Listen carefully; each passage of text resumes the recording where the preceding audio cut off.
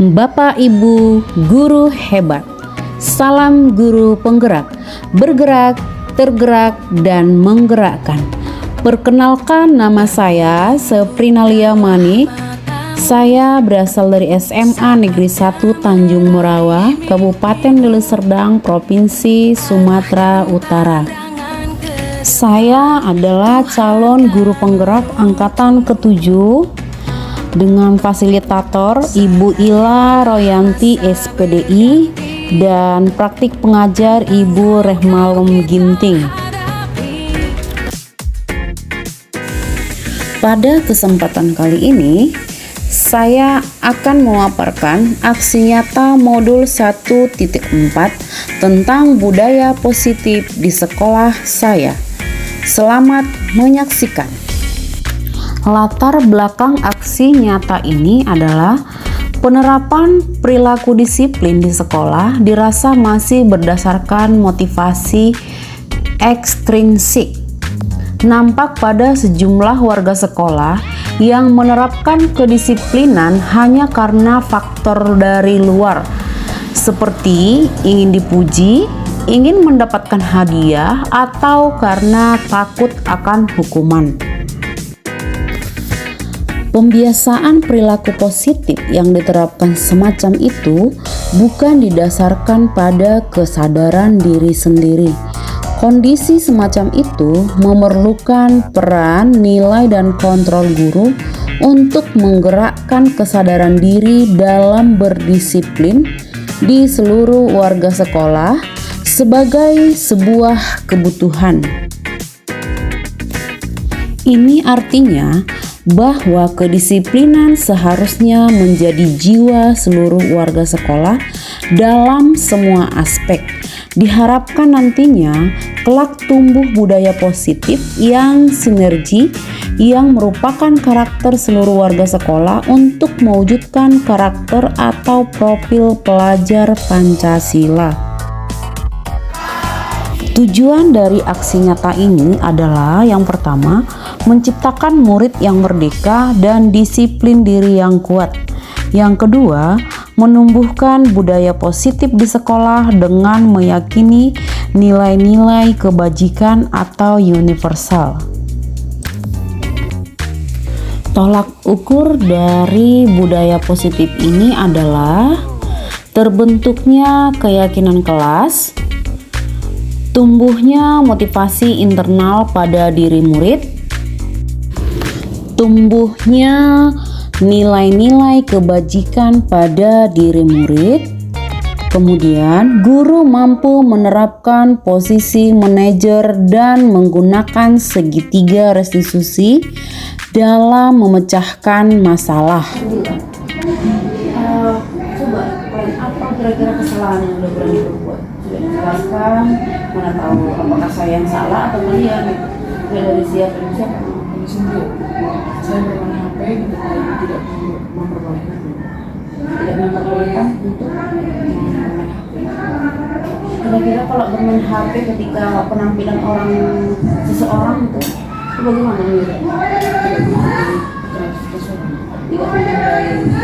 Seandainya kamu di posisi dia, bagaimana perasaanmu?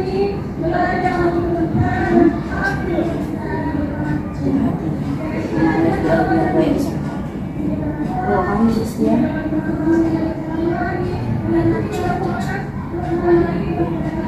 salah nggak? Salah.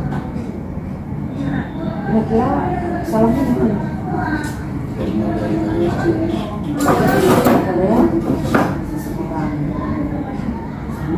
kalau posisimu lagi menampilkan juga menurut itu adalah yang terbaik kau tampilkan, kau tahu kamu nggak mendengar, nggak melihat, nggak menghiraukan sama sekali. Bagaimana perasaan? Perhatikan, semua orang kalau tidak dihargai itu pasti sakit hati, karena adalah naluri manusia itu adalah dihargai, benar kan? Iya kan? Jadi untuk bersama, kalau ada kesepakatan, itu menurut saya, dari guru-guru benar kan? Jadi kesadaran kalian dulu dengan perbuatan kalian sekarang ini kira-kira untuk ke depan seperti apa? Silakan. Terus sudah makan soal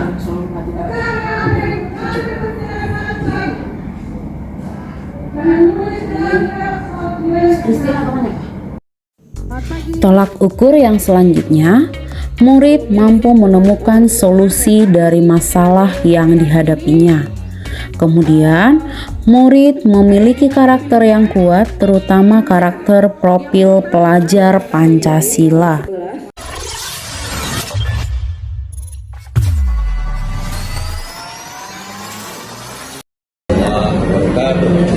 Selamat pagi Bapak Ibu.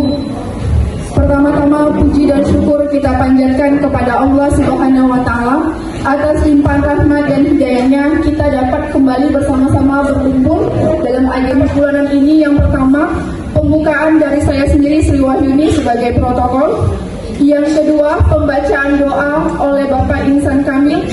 Yang ketiga, menyanyikan lagu Indonesia Raya oleh Ibu Juniarti Pardede. Yang keempat, bimbingan dan arahan dari Bapak Kepala Sekolah, Bapak Ibu Wakil Kepala Sekolah. Serta agenda kita yang terakhir adalah tentang diseminasi penyebaran pemahaman budaya positif oleh Ibu Seprina Liamani. Pak Insan Kamil. Selanjutnya yaitu menyanyikan lagu Indonesia Raya yang akan dipandu oleh Ibu Juniarti Pardede. Kepada Ibu, saya persilakan dengan segala hormat.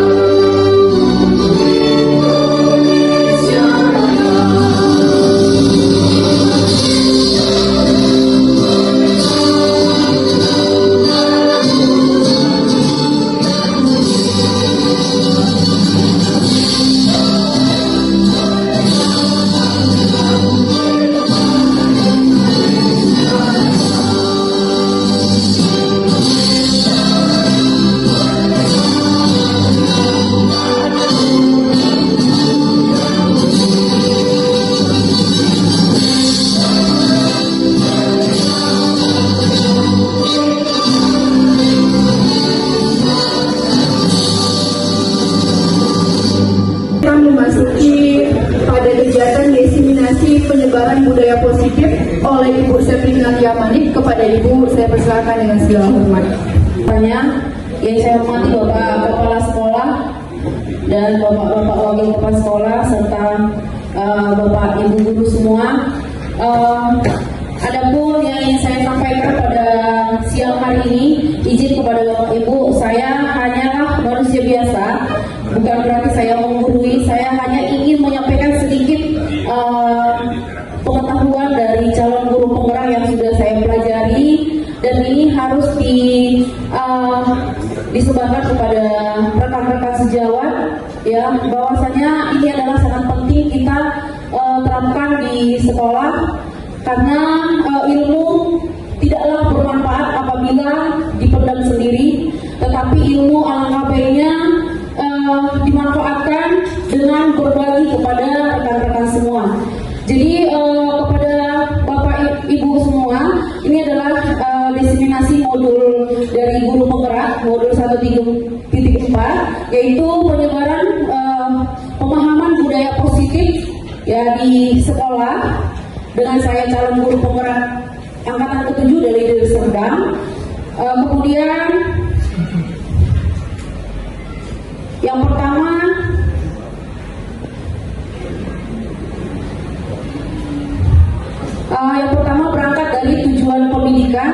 menurut Ki Hajar Dewantara bahwa tujuan pendidikan itu adalah menuntun segala kodrat yang ada pada anak-anak agar mereka dapat mencapai keselamatan dan kebahagiaan yang setinggi-tingginya, baik sebagai manusia maupun sebagai anggota masyarakat.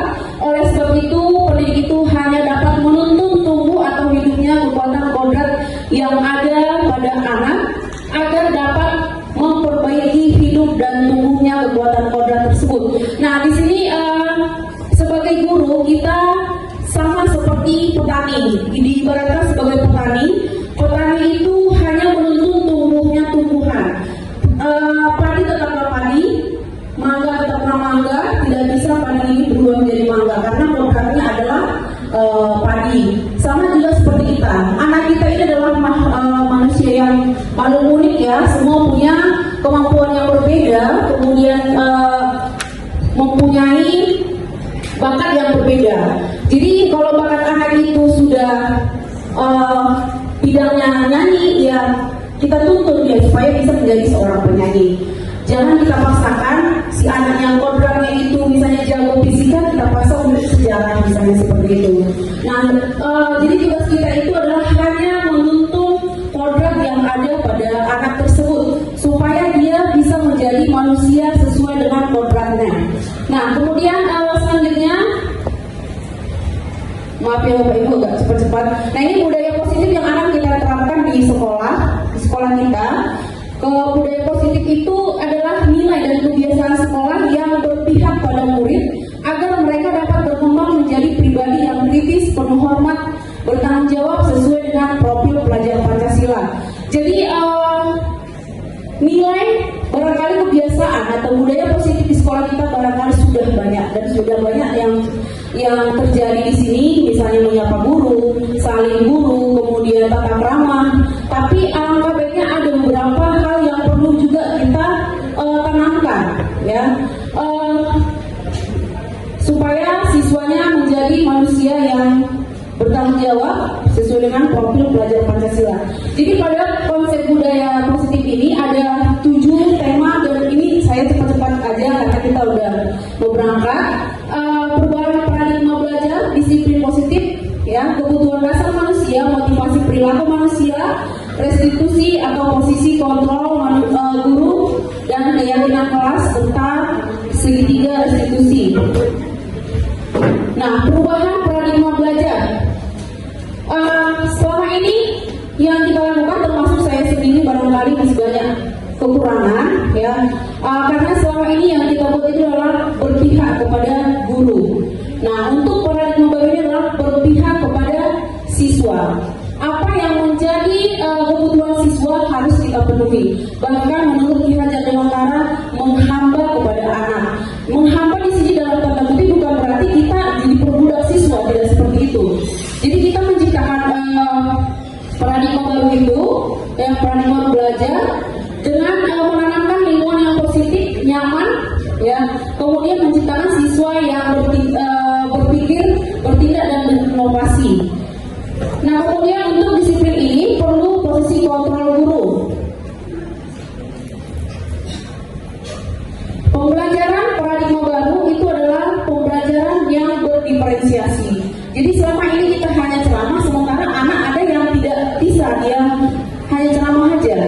Ada siswa yang dia hanya bisa melihat saja udah paham, ada siswa mendengar sudah paham, ada siswa harus mempraktekkan baru dia paham. Jadi di semua model seperti ini, untuk saat ini kita harus buat di dalam kelas, karena banyak selama ini ya, termasuk saya sendiri juga sebelum mempelajari ini masih tetap berpusat kepada guru. Artinya apa yang saya mau itu harus saya paksa supaya apa yang saya mau itu siswa itu bisa. Nah, ternyata salah gitu. Apa yang dimau siswa kita harus turuti seperti itu. Siswa ini dia misalnya sekarang guru harus ada namanya asesmen diagnostik, ya. Asesmen diagnostik itu wajib dilakukan oleh guru mapel itu di awal pembelajaran, baik itu di awal pembelajaran baik di awal materi. Jadi setelah kita asesmen siswa ini,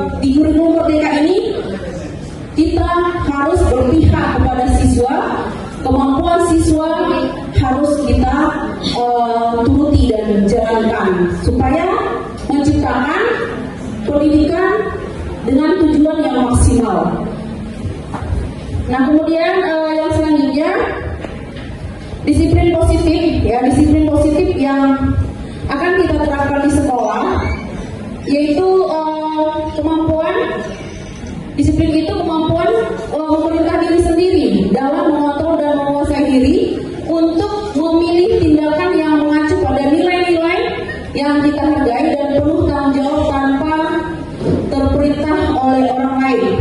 Jadi ini yang perlu kita terapkan pada anak.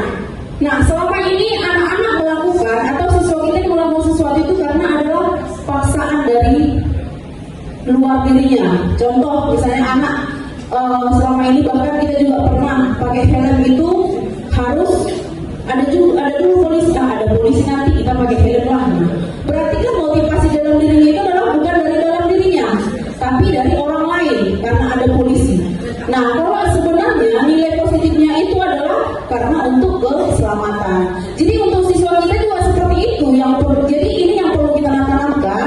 Nah, misalnya siswa yang mau mengerjakan tugas bukan karena takut kepada guru, bukan karena takut dihukum, tapi karena kita harus memberikan pengertian kepada siswa bahwasanya tugas yang dikerjain itu adalah untuk dirinya sendiri, melatih dia supaya disiplin, melatih dia supaya manusia yang bertanggung jawab. Nah gitu. Jadi nilai-nilai seperti inilah yang perlu kita tanamkan ke depannya. Kemudian selanjutnya kebutuhan dasar manusia.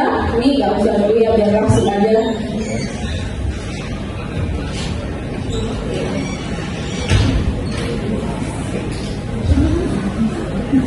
Nah ini dia contohnya. Semua perilaku memiliki tujuan. Teori motivasi perilaku manusia. Yang pertama, untuk menghindari ketidaknyamanan atau hukuman. Nah ini yang sering terjadi di siswa kita. Ya, nah ini merupakan adalah tetap ini motivasi tapi dari luar. Motivasi dia tapi tetap dari luar dirinya. Jadi kurang efektif. Melakukan sesuatu itu karena ada hadiah katanya. Maka sebenarnya hadiah itu pun nggak bagus sebenarnya. Karena untuk melatih si anak ini melakukan sesuatu karena ada iming-iming. Jadi untuk itu mulai sekarang kalau boleh itu pemberian hadiah, pemberian hukuman itu tidak dibolehkan lagi. Ya, kalaupun hukuman itu boleh-boleh aja, sah-sah aja, tapi jalan terakhir gitu, jalan terakhir bagaimana supaya terjadi ketidaksesuaian dengan peraturan kita. Nah, kemudian yang kedua untuk mendapatkan imbalan ini tadi, siswa kebiasaan kita kasih imbalan, dia akan berfokus ke situ, tidak ada lagi kesadaran dalam dirinya bahwa ilmu itu penting, tapi dia penting karena ada hadiah. Dia melakukan sesuatu itu karena ada imbalan, jadi ini adalah salah besar. Nah ini adalah namanya motivasi eksternal, tetap dari luar dirinya. Nah kemudian yang ketiga, untuk menghargai diri sendiri. Nah ini yang perlu kita tetapkan kepada siswa. Ya, motivasi dari diri atau motivasi internal. Saya akan menjadi orang seperti apa jika saya melakukan ini? Saya akan menjadi apa jika saya mengerjakan tugas? Saya akan menjadi apa jika saya mempelajari materi ini gitu. Jadi inilah nanti ke depan kita terapkan supaya siswa kita menjadi siswa yang bertanggung jawab. Nah kemudian ini ada bedanya hukuman dan konsekuensi. Jadi diharapkan kepada Bapak Ibu, termasuk saya juga selama ini salah, ternyata hukuman itu kurang tepat. Yang tepat itu adalah konsekuensi. Jadi bedanya konsekuensi dengan hukuman itu di mana? Nah ini dia. Konsekuensi dengan hukuman terletak pada fokus dan tujuan aksinya. Hukuman itu sesuatu yang dijatuhkan kepada pelaku melalui prosedur keadilan, muncul karena kemarahan. Jadi karena kemarahan kita melakukan hukuman. Kemudian konsekuensi bedanya tadi merujuk pada tanggung jawab atas perilaku anak. Misalnya ini, siswa terlambat, sudah dia terlambat kita keluarkan lagi. Sudah dia nggak mendapatkan ilmu, makin nggak dapat lagi karena kita suruh keluar. Nah, itu termasuk konsekuensi hukuman, itu adalah hukuman. Nah, konsekuensi itu apa? Ada garis benang merahnya, hubungan antara yang diperbuat dengan yang akan kita kasih. Contoh tadi siswa yang kita keluarkan terlambat, kita kasih konsekuensinya. Kau nak udah terlambat materinya, kau nggak bisa istirahat dulu, kau kerjakan semua yang sudah lewat ini. Nah, misalnya seperti itu. Misalnya ini mengenai konsekuensi saya udah laksanakan, udah di beberapa siswa kita. Misalnya kemarin ada siswa yang main bola, ya barbar sampai pecah kaca. Saya nggak hukum mereka, tapi saya kasih konsekuensi. Itu kalian buat pecah, apa yang pertanggungjawaban apa yang kalian buat? Bu, dihukum aja ya katanya. Oh, itu bukan suatu tanggung jawab. Tanggung jawabnya ganti kaca itu. Kapan bisa kau janjikan itu sudah bisa, harus kau laksanakan. Kalau memang sesuai dengan apa yang kau perbuat, dan akhirnya diganti mereka. Jadi untuk yang konsekuensi itu memang secara psikologinya juga lebih tepat untuk siswa. Kalau menghukum ini bisa saja, tapi ini jalan terakhir aja. Sebisa mungkin kita kasih konsekuensi aja dulu untuk kepribadian yang lebih membentuk karakter mereka. Misalnya si anak buang sampah sembarangan, nah konsekuensinya apa? Kau kutip sampah yang kau buang dan sampah-sampah lain. Nah, itu adalah termasuk konsekuensi. Nah, jadi tadi ada hubungan antara yang diperbuat dengan tindakan itu tersebut. Yang selanjutnya itu misalnya ini, biar kita tahu dulu apa konsekuensi dan hukuman. Contoh ya, lari mengelilingi lapangan basket 5 kali karena terlambat hadir. Nah, ini termasuk konsekuensi atau hukuman? Hukuman ya? Oke ya, benar, hukuman. Kemudian membersihkan coretan yang dibuat si siswa di meja, itu hukuman atau konsekuensi? Konsekuensi, karena dia mencoret, dia juga yang menghapus gitu. Nah, kemudian menggantikan kertas tugas teman yang telah dia koyak. Nah, ini hukuman atau konsekuensi? Konsekuensi. Terima kasih Bapak Ibu, berarti sudah bisa nanti kita terapkan ke depannya. Kemudian mencari sendiri pelajaran yang sudah terlewati akibat terlambat masuk kelas. Konsekuensi ya Bu ya. Kemudian siswa disuruh mengutip sampah karena ketahuan buang sampah sembarangan. Konsekuensi. Jadi sudah bisa nanti kita terapkan sebisa mungkin menghindari hukuman, karena hukuman itu tidak menciptakan atau tidak menentukan manfaat kepada anak tersebut. Tadi udah saya bilang bisa-bisa saja, itu adalah di jalan terakhir. Nah, ini dia benar jawabannya. Selanjutnya restitusi dan posisi. Salah ketik. Posisi kontrol guru. Posisi kontrol guru itu ada 5. Yang pertama sebagai penghukum, yang kedua pembuat merasa bersalah dan teman, kemudian pemantau dan manajer. Nah, di antara kelima ini yang perlu dan kita pahami dan perlu kita laksanakan di keseharian kita sebagai guru itu adalah sebagai manajer. Nah, kita sering menghukum, kita hukum dia. Udah kita lihat ya, selama kita hukum yang terlambat, tetap juga banyak yang terlambat. Kita hukum si anak yang kaos kakinya sampai yang tulisnya terus di depan, besoknya gitu juga gitu. Jadi bagaimana supaya si anak itu tidak seperti itu lagi gitu.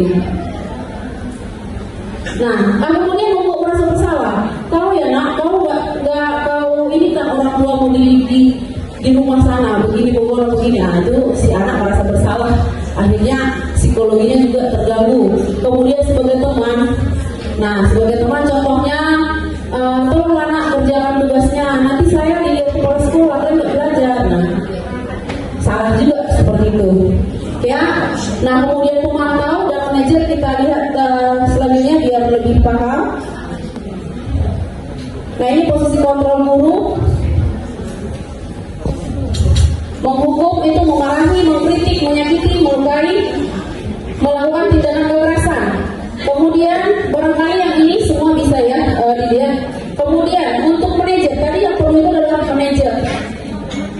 Apabila siswa kita inginkan. Yang pertama, bertanya dan membuat kesepakatan kelas.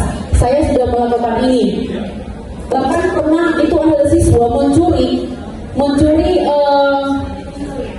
uang kawannya, mengaku sendiri. Itu udah 3 kali saya buat. Nah, saya kasih pandangan kepada mereka apa yang mereka perbuat. Jika mereka di posisi yang kehilangan ini bagaimana, akhirnya datang sendiri ke ruangan saya, Bu, maaf saya yang mengambilnya gitu. Nah, kita harus tetap bilang sama mereka bahwa manusiawi mencuri, saya mencuri, saya juga pernah mencuri. Jadi untuk itu nak, tolonglah kasihani kawanmu, karena itu adalah uang sekolahnya, dipulangkanlah. 2 hari kemudian pulang gitu. Dan saya tidak membuli dia atau bahkan tidak mencaci dia, enggak. Saya tetap perangkul dia. Makasih anaknya, mungkin apa yang kamu lakukan ini hilang. Kalau kamu perlu uang, jangan seperti ini. Masih banyak cara yang lain. Jadi harus dengan seperti itu kita ke siswa ini. Kalau makin kita marahi dia, 100% dia tidak akan ngaku gitu. Dia tidak akan mau tahu. Jadi kontrol guru di manajer ini sangat penting untuk kita lakukan.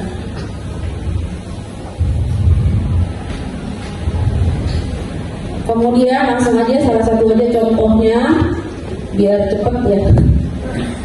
Nah, membuat keyakinan kelas. Apa bedanya keyakinan kelas dengan peraturan kelas? Nah, peraturan itu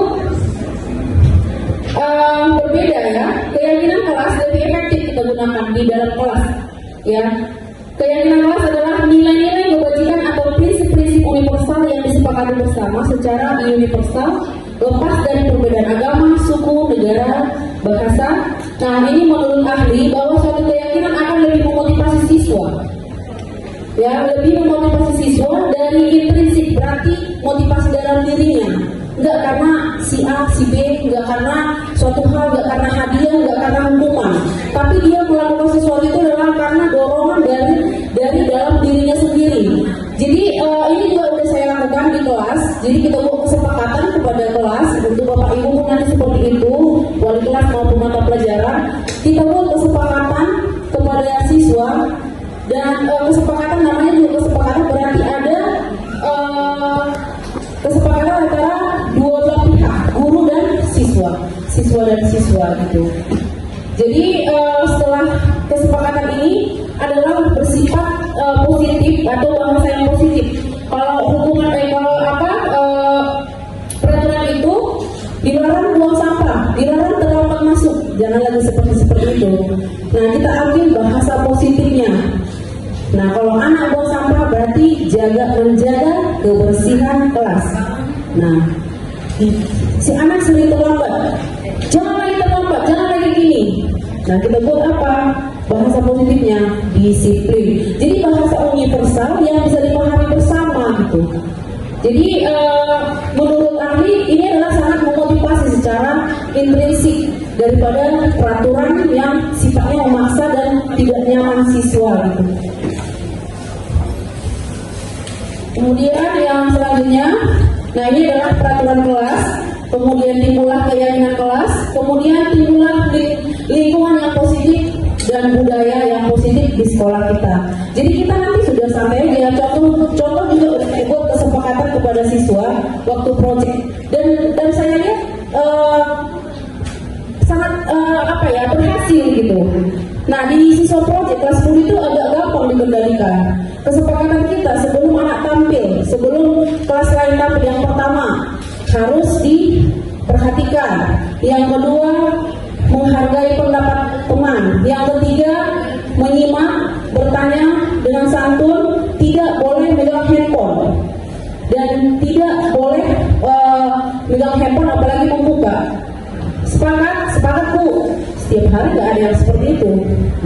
Jadi kesepakatan kita jangan hanya mau kita dulu, kita ambil kesepakatan antara si siswa dengan kita, dan saya lihat berhasil gitu. Jadi anak-anak ini tertib dengan yang sudah kita sepakati. Jadi akhirnya nanti dengan itu maka sekolah kita ini akan lebih berbudaya positif. Tidak lagi kita harus memukul siswa, membentak-bentak siswa. Nah, karena itu memang tidak disarankan ya seperti itu. Yang jelas tadi posisi kontrol guru itu kita harus tanamkan pada diri kita. Nah, ini peraturan dan keyakinan kelas nilai kebajikan yang dituju.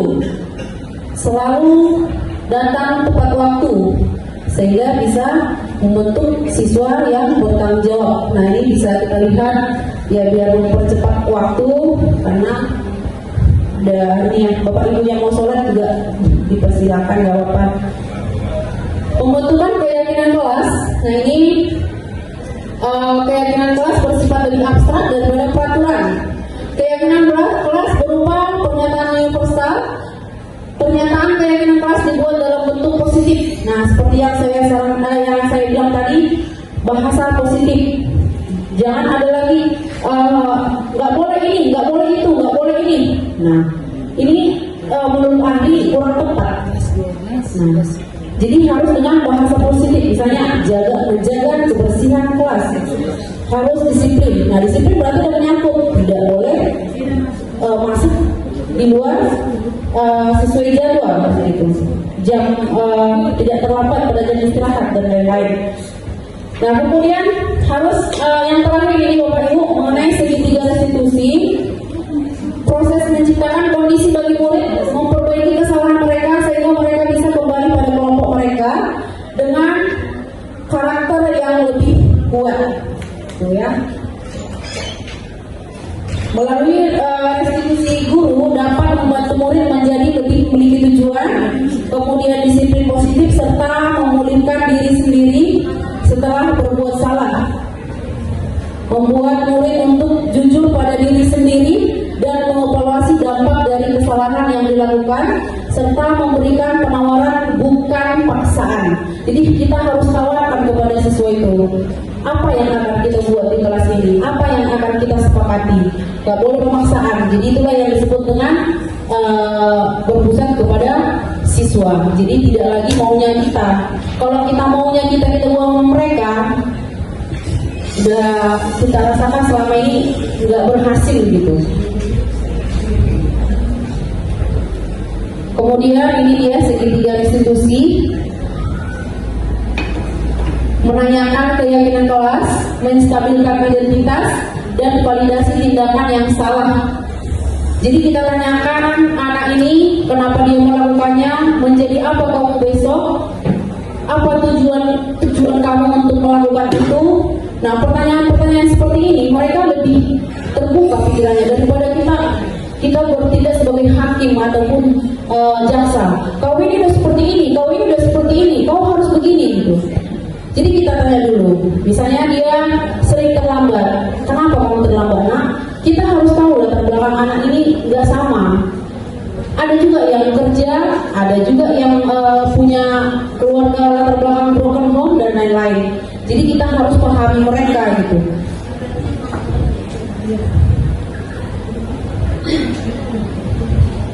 Nah, ini menstabilkan identitas. Barangkali nanti aja saya share ini ya, biar mau mempersingkat waktu. Nah, ini yang saya buat contoh penerapan segitiga restitusi yang saya lakukan di kelas.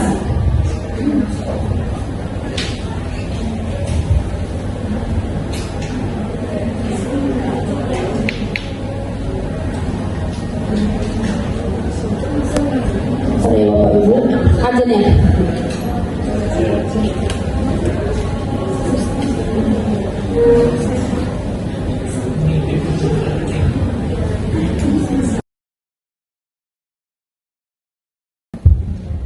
Kalau tidak ada biar kita sudahi. Selamat. Oh ya Ibu. Ya. Ya.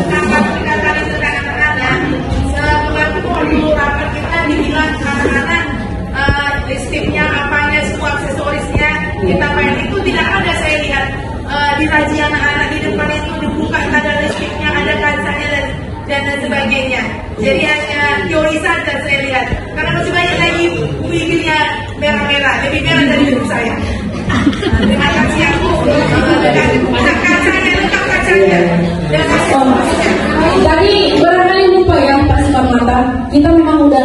dibicarakan di lingkup wakil. Mungkin minggu depan kita akan adakan razia bersama guru mata pelajaran yang masuk ke dalam kelas dengan wakil kepala sekolah.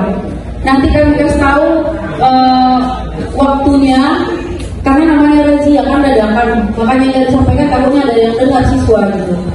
Yang Bu Yosepin minggu depan itu udah terlaksana. Kita razia, memang idealnya sekali sebulan itu wajib razia, kayak sekolah lain itu udah wajib. Itu aja pertanyaan jawabannya Bu Yosepin.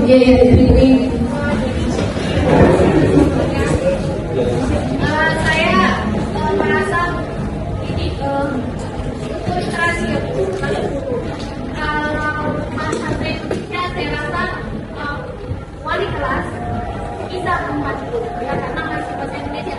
Tapi khusus bahasa Inggris kayaknya nggak bisa, karena kami bahasa Inggris ya, wali kelas bukan bahasa Inggris. Jadi mohonlah, saya udah cek anak-anak nggak tahu, mereka mau respon tapi nggak tahu mau ngomong apa. Dan saya juga, saya punya desain apa yang mau saya ngomongin bahasa Inggrisnya. Jadi alangkah lebih baiknya yang mereka langsung dulu bahasa Inggrisnya. Jadi kami hanya menunggu bahasa Inggris. Itu aja maksudnya saya. Terima kasih Ibu Fitri. Untuk yang Ibu bilang benar, saya juga kurang paham bahasa Inggris. Waktu itu saya lihat Ibu Salmiati udah dengan sukarela, walaupun belum saya tunjuk beliau sudah ini ya berperan di beberapa waktu. Kalau Ibu Salmiati ada waktu, saya lihat kalau ketika literasi bahasa Inggris udah ke sana. Jadi untuk kedepannya Bu, terima kasih saran dan masukannya. Pengawasan kami nanti akan kita perbantukan khusus literasi bahasa Inggris agar setidaknya untuk translate yang ataupun memandu acara tersebut. Dan Bapak Ibu wali kelas membimbing.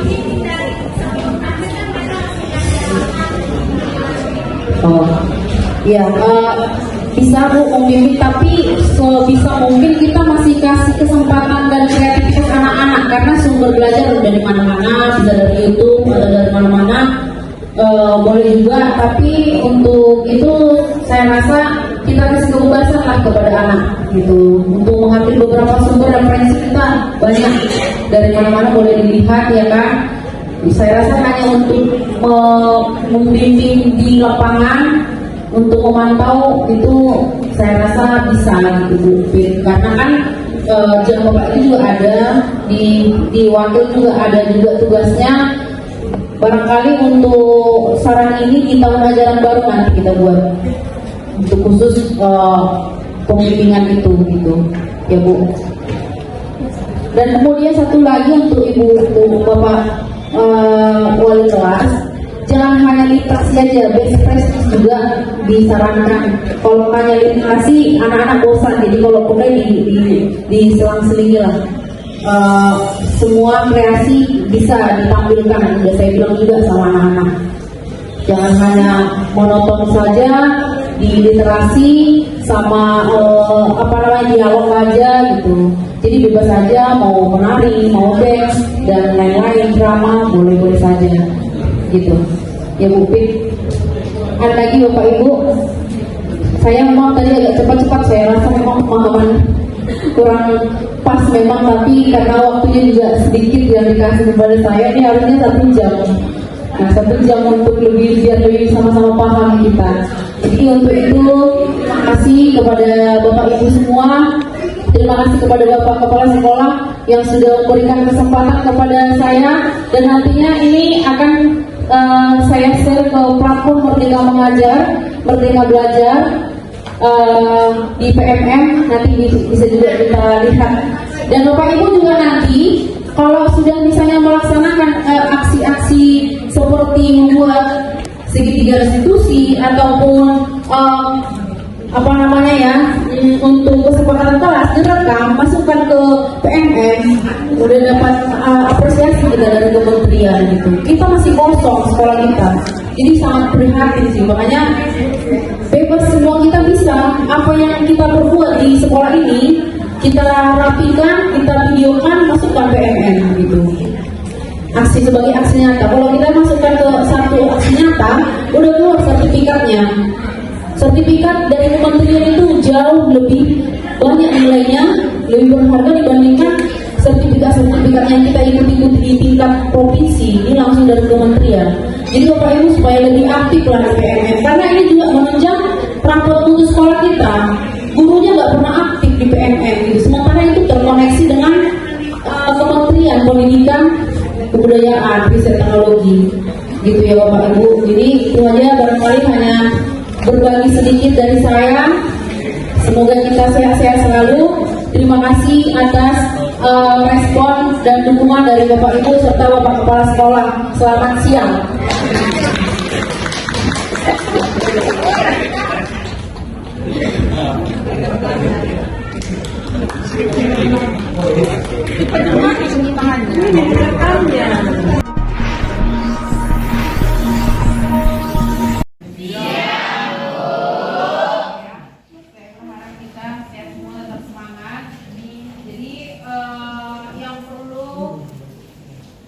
Ini ibaratnya semester awal lah. Di semester awal itu harus ada kesepakatan. Jadi kesepakatan kelas dengan peraturan kelas itu bedanya di mana? Ada yang bisa tahu? Keyakinan kelas dan peraturan hampir sama. Kalau peraturan itu ada kalimat-kalimat negatif. Kalau budaya positif yang kita tanamkan nanti, yaitu adalah kesepakatan kelas, itu kalimatnya tidak negatif kan gitu. Yang ingin saya sampaikan kepada kalian itu semua mengenai kesepakatan kelas atau yang disebut dengan keyakinan kelas yang bisa kita laksanakan secara bersama-sama, baik saya maupun kalian, untuk menciptakan suasana belajar yang nyaman dan tanpa ada tekanan dari pihak manapun. Jadi kesepakatan kalian dengan saya, ya. Jadi keyakinan kelas yang ingin kita buat itu, kalau peraturan misalnya dilarang buang sampah, dilarang itu kan negatif. Jangan ribut. Nah, berarti bahas positifnya apa? Menjaga kebersihan. Kemudian harus cepat-cepat begitu bel masuk, ya. Kalau peraturan misalnya dari saya, begitu bel jangan lagi ada siswa yang di luar. Nah itu kan negatif.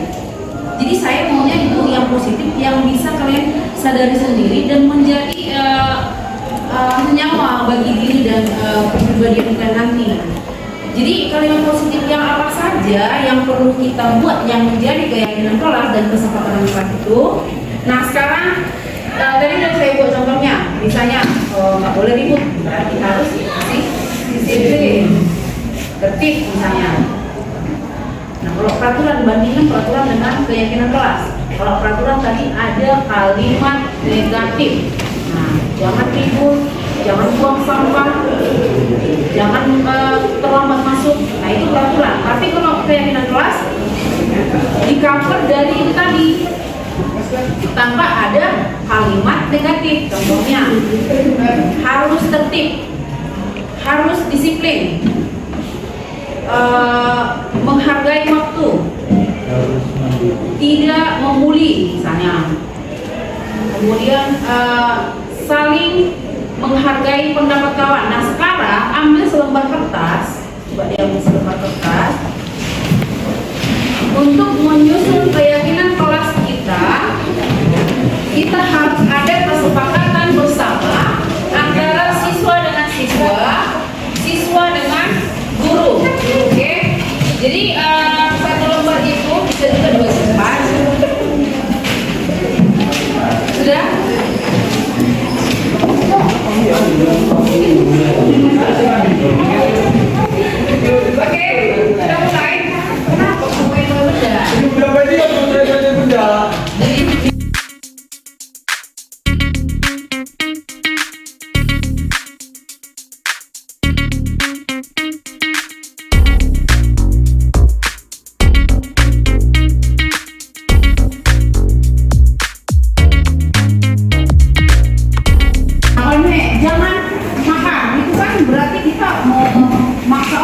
pulang makan.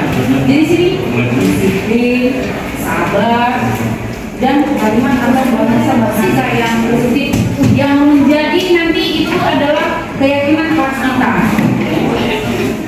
Apa saja boleh. Jadi nanti dari beberapa hari ini kita simpulkan, kita rangkum, baru kita buat di kelas.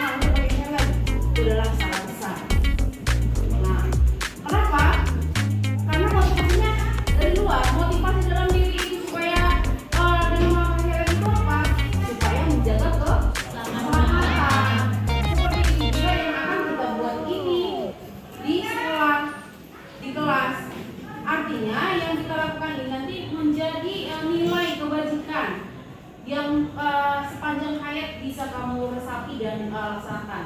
Nah, satu tadi disiplin, tetap rapi, tidak membuli, jangan berantem, kemudian kompak dan akur. Ini ada juga tidak membuli, tapi kan udah ada, ya dibaca lagi kan gitu. Kemudian harus disiplin tadi udah, menghargai teman. Oke. Menghormati guru, kerjasama atau kolaborasi udah ya, mendengarkan guru saat menerangkan, itu udah termasuk menghargai. Keyakinan yang kita laksanakan, jagalah kebersihan. Nah itu udah perintah, kalimat perintah berarti bukan jagalah kebersihan. Tapi kalau bahasa positifnya itu menjaga kebersihan. Kalau jagalah berarti menyuruh, ya kan? Jadi berarti udah ada unsur paksaan. Nah kemudian setidaknya jangan buang sampah di laci. Ini jaga kebersihan. Berarti tidak membuang sampah di dalam laci. Mengerjakan tugas yang telah diberi guru. Nah ini termasuk disiplin juga. Jangan berkelahi bersama teman. Ini termasuk menghargai ya. Termasuk menghargai nggak itu? Tidak makan dalam proses belajar. Membersihkan kelas sudah. Membuat kalimat positif, mengikuti peraturan sekolah, wajib makan pagi sebelum ke sekolah. Berarti menjaga kesehatan. Kita sepakati, kita rangkum tadi, ini adalah kesepakatan. Yang mana kesepakatan? Yang disebut dengan kesepakatan untuk membentuk keyakinan kelas. Berarti tanpa ada unsur paksaan dari pihak manapun, tetapi itu berasal dari diri sendiri. Tadi seperti yang saya bilang, banyak orang melakukan sesuatu itu karena misalnya kau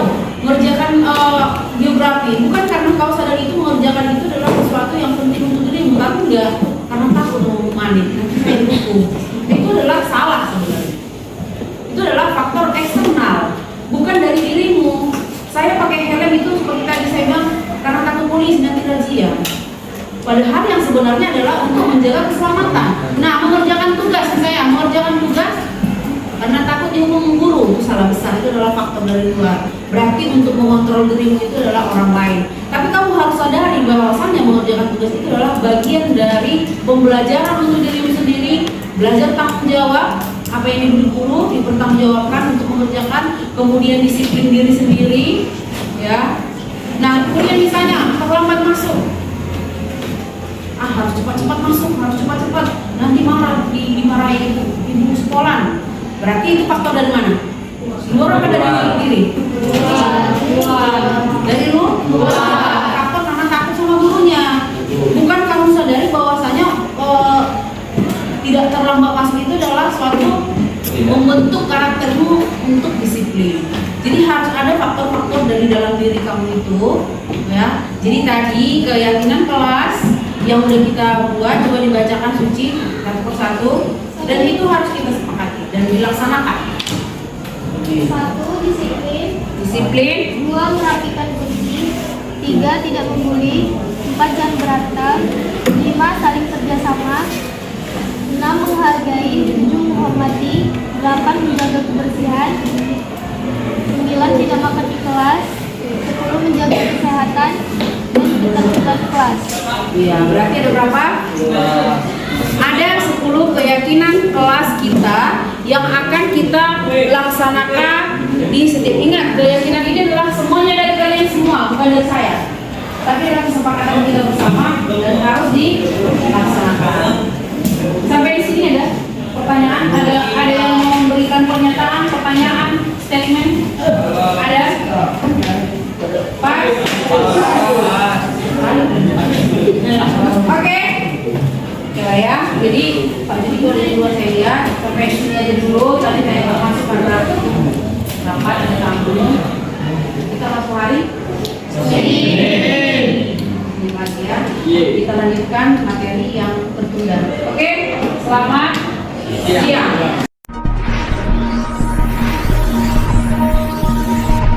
Halo, Assalamualaikum. Selamat siang. Saya Sri Wahyuni, guru sejarah kelas 10 dan kelas 11. Di sini saya ingin memberikan tanggapan positif tentang diseminasi penyebaran pemanfaatan budaya positif oleh Ibu Sepinalia Manik SPD. Pemaparannya sudah sangat bagus. Kemudian dari pemaparan Ibu, kami dapat melihat bahwasannya ternyata hukuman dengan konsekuensi itu memiliki dampak yang positif dan berbeda. Bahwasannya konsekuensi lebih memberikan siswa lebih bertanggung jawab, disiplin, dan bisa meningkatkan minat belajarnya. Sedangkan hukuman cenderung akan membuat siswa menjadi kurang dalam semangat belajar, dan seharusnya itu sudah lama itu kita tinggalkan. Ke depan kami akan menerapkan konsekuensi untuk siswa agar budaya positif di sekolah kami semakin maju dan terus berkembang. Terima kasih. Assalamualaikum warahmatullahi wabarakatuh. Selamat siang.